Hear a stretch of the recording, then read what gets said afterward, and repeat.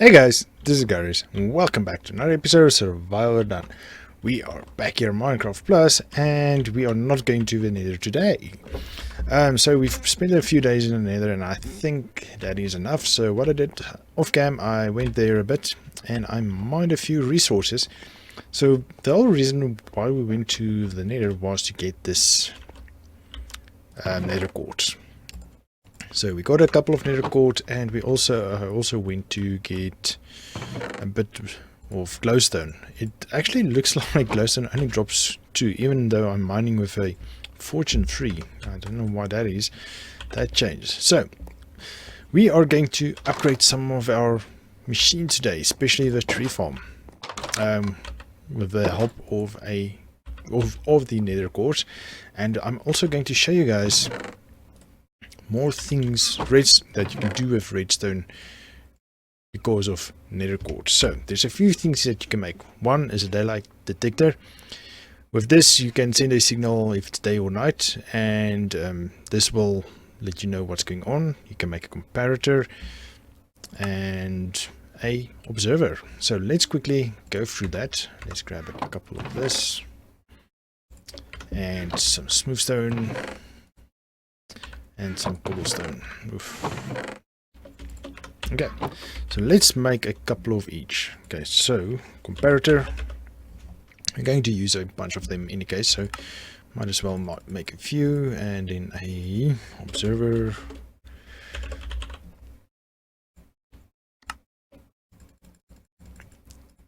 Okay, here we go. Okay, so let's go to our practice testing area. So maybe we should call this another basic Minecraft, not basic Minecraft, basic redstone episode. We had one in the past, so we had 2 or 3 already, I think. One was with the train switching, one was with a destination selection, and then one with basic redstone, the actual basic redstone.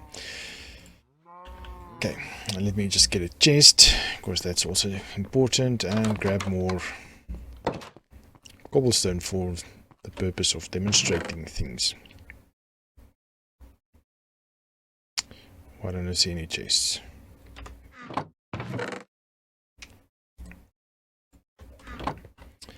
And cobblestone. Okay, now is actually the point where the whaler, what am I looking at, mod comes in handy. The thing at the top. Okay, so I didn't make the chests.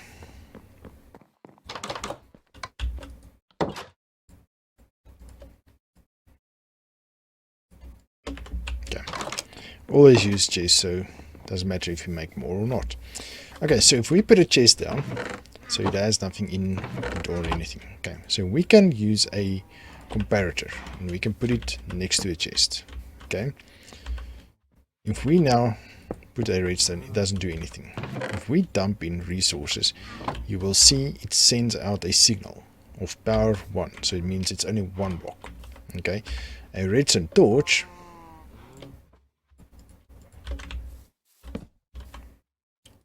or any other redstone source, like a redstone block or something like that, gives a 15 like this. See, 15, so it means it can travel 15 blocks, and it will stop after 15 blocks, and then it will do this exact same thing.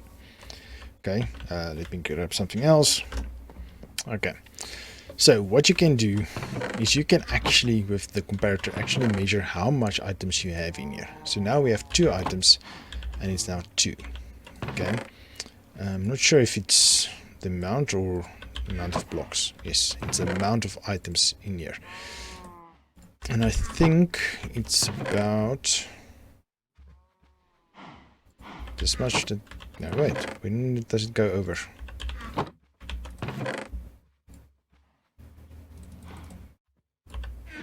There it goes. So just shy of 2 stacks it goes over. Okay, so but if you want to get a signal on how much items is there, you can do this. Or if you just want to know if there's an item in it or not, and the signal doesn't send. So if we just put in one item, see, it will only give one strength. So what you can do, you can put a repeater next to it and you get the full strength. So that's kind of cool. Okay, so something else you can do is use a observer. Just this way. There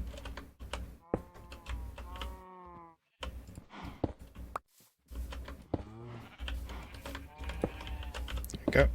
Okay, so it sends out a signal on the side of that red dot. Okay. I'm just doing it this way so that we can see. Okay.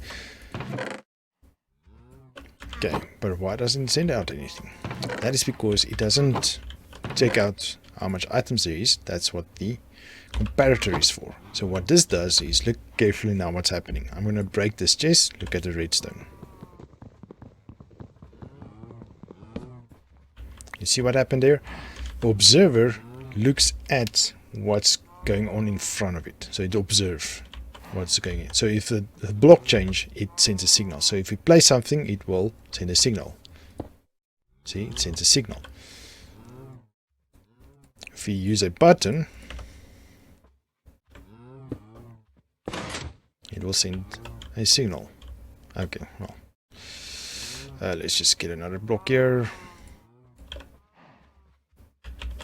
So put it on top. See, it flashes every time this block updates. See, even when it retracts. Okay, so now there's another trick you can do with a comparator. If you put two hoppers into each other and you dump in items, it will send it back and forth between each other. Okay, but you can switch certain hoppers on and off. Okay, so switch that off. Now it will send to this one and it will receive. Okay, because this one is able to do its function. So I've shown you this, I think, in the basic Minecraft thing. So what we can do now is you can build some logic into it. How did we do this again? Oh, before I do that, there's something else I need to show you about the comparator. Where's the comparator?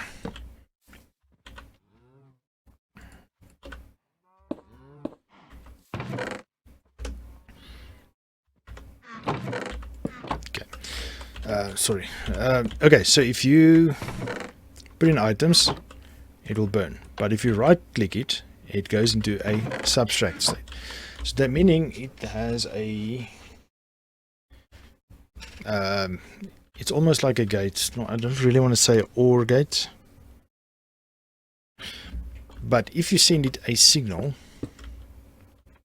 it will stop, or it will almost invert the signal. Not really, because there's other ways of inverting a signal. So it will not display this or not send out a signal, even though there's enough items. I mean, if you take out the items, it still has nothing. Okay, it doesn't send a signal. So, but if you switch off that one, now it will take this one. So I think it's exclusive OR, if I remember correctly, XOR. Can't remember now. Doesn't matter. So that's something else you need to know about this. Okay, I don't think we'll use it with this timer. Okay, so what I'm going to show you guys is a timer, a basic timer. I just must, I hope I remember exactly how to do this. So what you do that. Let's take out this. Yeah, it's always fun grabbing that last one. Okay, now you put in that and this. Basically exact same thing as we did there with the T flip-flop. But this one is timed. So it switches based on time. Okay, so do that. Okay, now you dump in a whole stack and it will run out towards this one. once this one is full,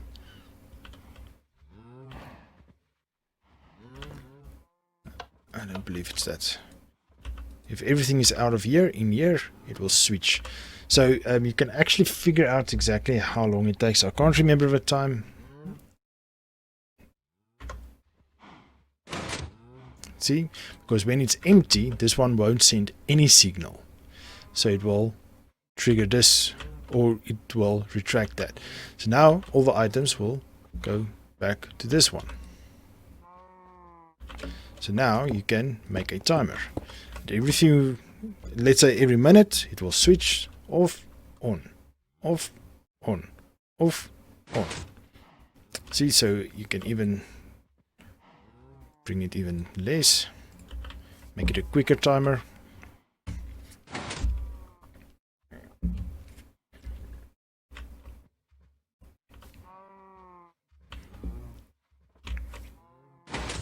And off. So if you want to switch off this, you can actually switch it off. Oh, no, we don't have. Or can we just do that? I think we can just do that.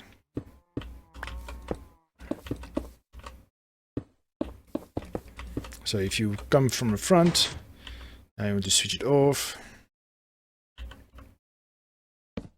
Do that and it won't do anything because both of them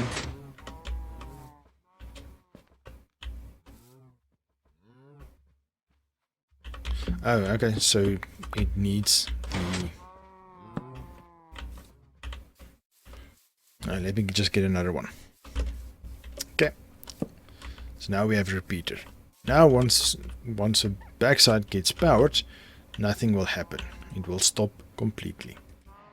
So you'll disable both these hoppers things. So remember, they need to face towards each other for that.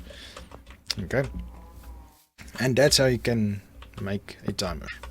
Easy. Okay, let me pick up this all. Okay, so lastly, regarding hoppers. So if a hopper is alive in the world, so that's live, it's reading every time, every tick, it updates to see if there's something falling on top of it. And that's how you can drop items and it will keep picking it up. Okay, because every tick in Minecraft it picks it up. But if you put a block or a chest or anything on top of it, now it doesn't do it. Only when you update this chest or the inventory or anything updates regarding this chest, this hopper will only then check for items. So like that, now it changes and it does its job, and then if there's nothing changes, it will stop immediately. Okay, so because of these hoppers that always have to check something, it actually can generate lag. So there's a very cheaper thing than a chest to put on top of a hopper, and that's a composer. See, it uses slabs and it's only 7 in place of 8. So why did that is I checked what can cause lag in Minecraft, and since we have this whole hopper resource route here, it actually generates a lot of lag because each one constantly checks the update above it. So what I did is put a composter on top of each one, and only once this composter updates, it will read everything above it, or when a previous one sends an item into it. So this way it's a less we generate the less amount of lag. So I don't know if I remember telling you guys, but I generated a lot of lag. Unfortunately, I increased my frames per second at least, switching off the graphic options. But yes, okay, so also in the previous episode we talked about getting carrots so that we can make some healthy potions, and that's busy growing. Okay, let me quickly go sleep and then we'll do the next part. Okay, so the next part, this is very interesting part. So now that we have a comparator, so there's 2 reasons I wanted a comparator, and this can only be made by nether quartz. That's why in the beginning I said we'll do stuff later on. Okay, so first of all, there was the timer. Of course, we can use it in multiple things, like the wheat farm up there. We don't have to switch a lever for it every time. We can just put a timer on it. So the same thing can be said for... Oh, let me show you how this looks now that it's done. So this is the potion room, and this is an enchanting room. So I moved it off cam. Okay. So every now and again we need to press this button for this to come over to us. We can also put a timer on it. Every minute or 5 it switches over and it will drop the items, and we can put a hopper down and we can route it to a chest automatically. So we're going to do that because this button doesn't really work here. Okay. Unfortunately, that's going to generate a ton of what do you call it, sugar canes for us. Okay, so the next part is a bit more tricky, but it's a very awesome thing to do. Okay guys, sorry for that jump cut or cut in the episode. The episode went on too long, so I'm going to cut it into 2 parts. So this part might be a little shorter than anticipated, but this was not really basic redstone, but a bit more of advanced or more intermediate redstone that I've shown you using observers and comparators.